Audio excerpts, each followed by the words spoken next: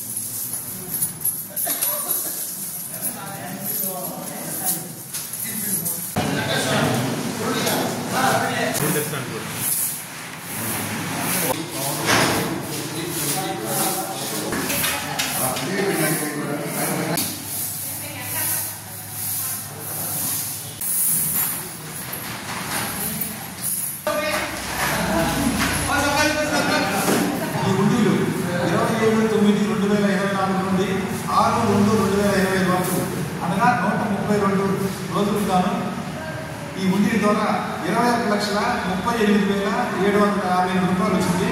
అదేవిధంగా బంగారం 11 గ్రాముల 100 మిల్లీగ్రాములు, వెండి 179 గ్రాములు వచ్చింది. US dollars 20, China yawns 92, Indonesia rupee 5,000 రావడం జరిగింది.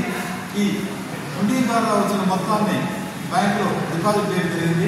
ఈ హుండీలకు పర్యవేక్షకులుగా గూడూరు దేవాదాయ శాఖ ఇన్స్పెక్టర్ గారు, అదేవిధంగా మన రెవెన్యూ శాఖ నుంచి విఆర్ఓ గారు, పోలీసు సిబ్బంది, అదేవిధంగా స్టేట్ బ్యాంక్ రిటైర్ ఎంప్లాయీస్ అందరూ చేసి ఈ కార్యక్రమానికి సహకరించి ఈ లెక్కింపు కార్యక్రమం జరిగింది.